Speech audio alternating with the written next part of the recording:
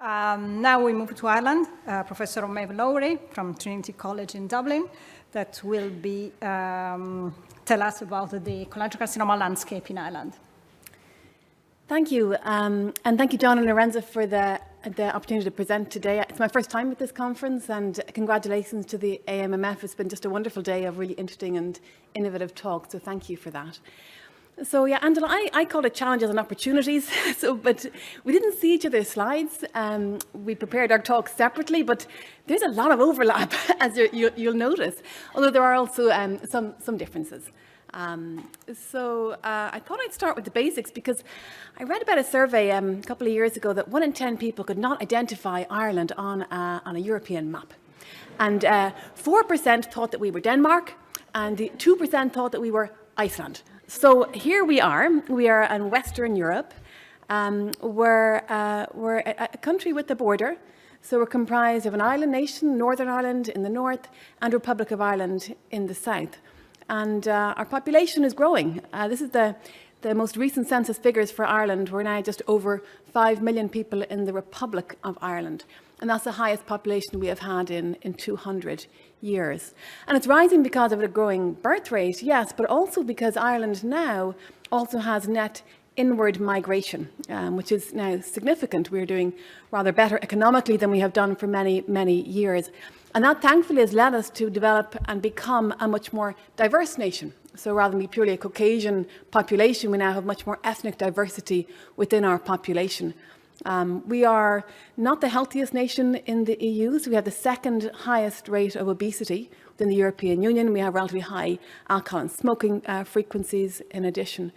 About 30% of our patients, our population, live in rural areas, so outside the main cities of Dublin, Cork, Galway and Limerick. And in Northern Ireland, there are about 1.9 million people living. So if we take the island as a whole, we are around about 7 million people. Of course, we are two different jurisdictions, and I'll come to the challenges and opportunities posed by that, which is unique to our country, a little later in the talk. So our cancer services, I suppose there's a lot of positive aspects to how cancer services are organised in the Republic of Ireland, and that's thanks to a revision of our cancer services that was done in 2008. And that essentially had a government designation of 9 designated cancer centres across the Republic of Ireland, 8 adult and 1 paediatric. And that is a hub and spoke model. So there are 26 hospitals in total in the Republic of Ireland that administer anti-cancer therapy, systemic therapy. And it's led to centralisation of cancer surgery, which is very, very important in particular for rare cancer types. So across these particular cancer types, there are particular hospitals, centres of excellence designated, and government mandated that cancer surgery for that cancer type may only be performed in a cancer centre that's authorised to perform such cancer surgery. So that actually has led to significant improvement in survival in particular cancers in Ireland, notably esophageal cancer, pancreatic cancer, the obvious ones you would think that need to be performed in high volume centres. So cholangiocarcinoma, you'll note, is not included in this list, but pancreatic cancer, of course, is. And there are only 2 sites in Ireland that are allowed to perform pancreatic cancer surgery, one large one in Dublin, one much smaller one in the south of Ireland in Cork. And what that means essentially is that surgery for cholangiocarcinoma, if it's a Whipple resection, distal bile duct cancer or hilar cholangiocarcinoma, is really performed only in one of 2 centres in Ireland, and most of it in one centre. In terms of intrahepatic cholangiocarcinoma, again, most of that is also done in the National Hepatopancreatic Biliary Centre. All those centres that are authorised to perform colorectal liver metastasis surgery may also do that, but those are additionally centres of excellence in terms of liver surgeries. That's a big positive, I think, in terms of organisation of our cancer services. Of course, systemic therapy can be administered in any of the centres, but all patients are seen in the hub, usually, before they transfer to the spoke. All of our oncologists are employed by the hub cancer centre, and they may then provide services more locally in the spoke, but they are anchored within the nationally designated cancer centre as the hub. So that's been a real positive for Ireland, and we're seeing that actually already in our outcomes. So we also have a National Cancer Registry, which is really, actually, it's a big positive. There are challenges in terms of validating the data, but actually, currently, our National Cancer Registry data is validated at each cancer centre site. So a big effort in the last 2 years to make sure that all the numbers that are coming in are absolutely accurate. The data is fed from the cancer centres to the National Cancer Registry, and so we are actually able by every cancer type to pull out the histologic subtypes and look at our incidence and also look at our outcomes. So in the Republic of Ireland, we have about 200 cases of cholangiocarcinoma per year, so the incidence same across most of Western Europe. In Northern Ireland, there's also a separate Northern Ireland Cancer Registry, again government run, which is also very high quality data.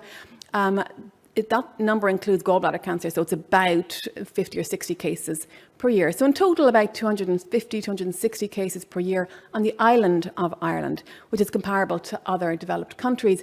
And our incidence, as has been noted in multiple talks today, is also rising. So I suppose that's the background in terms of the ecosystem in which our patients in Ireland are treated. Yes, there are challenges, and many of them have been addressed and mentioned already by other speakers today. So the first challenge I would highlight is equity of access to cancer molecular diagnostics. So in Ireland, patients can have private health insurance, or they may access healthcare through the public system. Of course, if one has private health insurance, you may choose not to use it and access care to the public system. If you have no private health insurance, you may access healthcare only through the public system. And a challenge that I've noted, and it's rather recent, is the divergence in terms of access to healthcare within the private system versus the public system. Because traditionally, with that two-tier system, the private payers still followed the model of what was available to public patients nationally. And that has diverged over the last couple of years to the point where patients with private health insurance frequently will have access and coverage to have very comprehensive molecular profiling performed, whereas patients in the public healthcare system can usually at local level access at minimum a 50 gene panel, but they cannot access the larger panels. And even that 50 gene panel is not, again, government paid for, it's rather paid for locally at hospital level. Cholangiocarcinoma has kind of fallen through two stools in terms of ensuring access. That will likely change as we get access to the newer targeted drugs, but we're slow to provide it on nationally designated government level. In addressing that, Ireland has recently launched a new national genetics and genomics strategy. That's our new interim director, Mark Bale, known to many of you as the 100,000 Genomes Project here in England, who's directing these efforts. And as part of that, I chaired the group for the National Cancer Control Programme on developing a framework for cancer molecular diagnostics, which we have submitted based on international models, where we're looking to expand and really, I suppose, leap forward as far as we can in terms of our capabilities, the access to cancer molecular diagnostics in terms of quality and quantity available to our patients with cholangiocarcinoma and beyond. So hoping that significant investment in that will come and will improve outcomes for our patients. Angela mentioned this, and this is a huge challenge in Ireland. I would say this is our greatest challenge in terms of cholangiocarcinoma management, is access to drugs. And unfortunately, Ireland does this very poorly. So we rank 27th out of 35 EU countries in terms of speed of access to new drugs, that's overall drugs of any kind. In EU and Irish law, a standard is set that we should provide access to new drugs within 180 days following approval by the EMA. And currently our average for cancer medicines, specifically cancer medicines, averages 661 days from market authorisation by the EMA until it's actually available for us to prescribe in Ireland. And the EU average is 545 days. So we're worse than that, but actually overall we're not doing well on an EU level. And just like Angela pointed out, the complexities are that after EMA approval, every individual country then begins to negotiate and look at cost-benefit analysis, negotiate price separately in each different country, which leads to huge delays, especially for the more rare cancer types that sometimes fall to the background in terms of priorities. Opportunities, well, we've had a lot of new initiatives over the last couple of years, particularly trying to galvanise and improve our participation internationally in translational and in clinical research. Again, a challenge as an island nation and as a small country with a relatively small population, we need to look to expand our capabilities and collaborate. And we have a successful initiative has been a national molecular tumour board. That's initially an initiative supported by industry, but now fully funded and supported by our National Cancer Trials Network, led by Dr. Dervla Collins, based in Cork. It's a virtual meeting, and it's accessible to all oncologists in Ireland. Patients are discussed with comprehensive analysis of their genomic profiling integrated with histology and radiology where available. And we have a number of external international experts that participate and also local expertise as well. And this has been really very successful. And it's really selective for patients that aren't discussed at their local MDT. So we don't routinely discuss, for example, EGFR mutations in lung cancer or KRAS BRAF mutations in colon cancer unless it's something particularly interesting or unusual about them.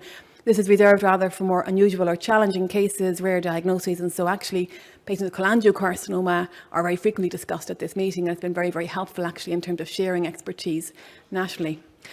I would say, I meant to say earlier, our MDT structure at our cancer centres is actually government funded and very robust. So we do have, similar to the UK system, we do have government funded MDT infrastructure, and it is mandated all patients with a new cancer diagnosis are discussed at a relevant MDT, and there are only 2 national HPV MDTs, both of which are again supported with coordinators. And we are lucky to have in Ireland fantastic nurses, many of whom work internationally, and we have a CNS model which is actually massive support for our patients. We could always do with more and additional, but that CNS model, I would absolutely echo Angela's comments, that it's hugely supportive for our patients and also for our physicians. Other opportunities, we have a very robust clinical research infrastructure, but the challenge is that it's hard for us to attract clinical trials with a small patient population, especially for rare cancers.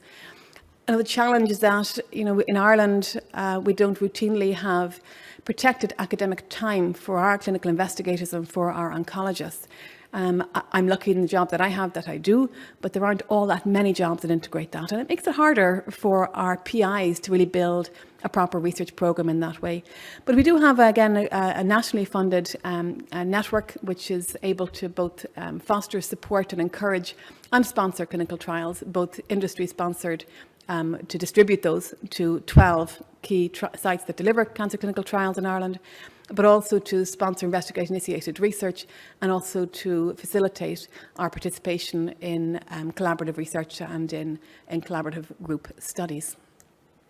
These are some of the key stakeholders that we work with, and I've worked with a lot of international organisations in terms of delivering trials in Ireland. This is a big priority for us to expand, however. At the moment in Ireland, about 2% of potentially eligible patients in Ireland go on a cancer clinical trial. That's nowhere near the benchmarks that are set for standards of excellence. So there's a huge effort nationally for us to galvanise that and improve that access for patients with cholangiocarcinoma in particular and other rare cancers where it's really important to get access to innovative drugs.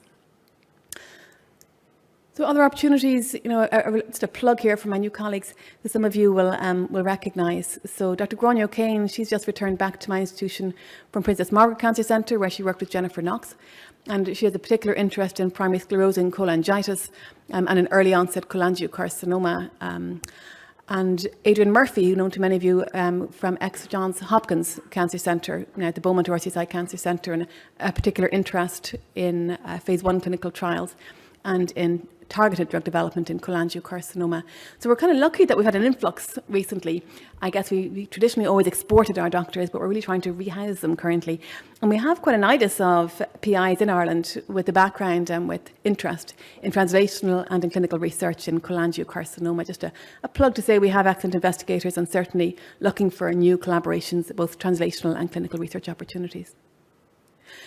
So I touched on some of this earlier, the challenge that we have in being an island country with 2 separate jurisdictions. So what that means is in the Republic of Ireland, we are members of the EU. In Northern Ireland, which is obviously part of the UK, no longer members of the EU. And that border has created challenges in terms of facilitating patient travel and transport and access across that border for healthcare. And that's a challenge for many patients in many situations, but it's a particular challenge for patients with rare cancers, including particularly cholangiocarcinoma. So I went to Belfast recently and I met Vicky Coyle, who runs the phase 1 unit in Belfast, does a wonderful job running a fantastic unit there. And we sat and chatted through how we could facilitate patient involvement and transport of patients from Dublin to Belfast for enrolment in trials of targeted therapy in Belfast under her care. And unfortunately, we don't currently have a pathway whereby we can facilitate that. And that's really That's really unfortunate because Belfast to Dublin is only a 2-hour train journey. And so it would be very, very feasible for our patients to travel there for care. But unless they have significant financial resources, healthcare outside of what's provided under the narrow framework of the trial is not reimbursed or not facilitated. And so we cannot risk the financial toxicity to our patients by sending them to Belfast for a trial when we don't know that their costs of healthcare would be covered. And that's a real shame. It's a real shame. And the same applies trying to send patients across to London, for example, or Manchester for a clinical trial. And it is really essential, I think, for our patients with rare cancers like cholangiocarcinoma that we facilitate and develop the pathways at a political level to make sure that patients, regardless of political sensitivities, have access to the best healthcare and are able to travel to the best centres for their care on a collaborative basis. Now, that's also, it's a challenge, it's also an opportunity because there are a number of government initiatives that are driven to address this problem of cross-border access to healthcare and stimulate cross-border research initiatives, and that's both north-south, but it's also east-west.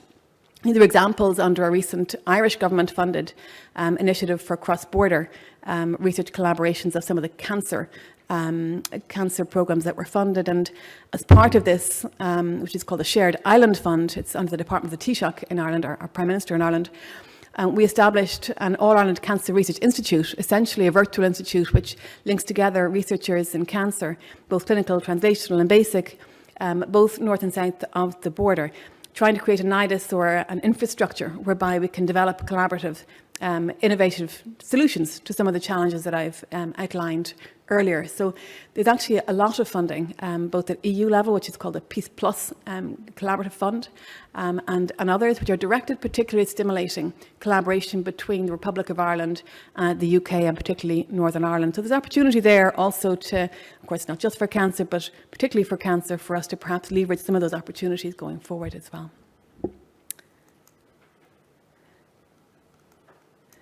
So lastly, just a mention of EU collaboration, because there was discussion earlier on of the DRUP-like studies or drug repurposing studies, which have been successfully initiated in a number of European countries. And this has been, I think, very, very successful in terms of allowing and facilitating patients with rare cancers and rare subtypes of rare cancers to access drugs quickly and easily, and was pointed earlier, for us to actually learn from that, and also for industry collaborators, for them to develop the evidence base to perhaps develop the strategy towards pathway, towards perhaps reimbursement. And I've been fortunate to be invited to represent Ireland at these two EU consortia, PCM for EU and the Primrose Consortia. Of course, the Determine study, you mentioned the UK is part of the Primrose Consortia, also the Impress Norway study, FinProof study, and a number of these others. And we're looking to develop that infrastructure in the Republic of Ireland to be able to collaborate and co-develop the DRUP-like studies in our own country.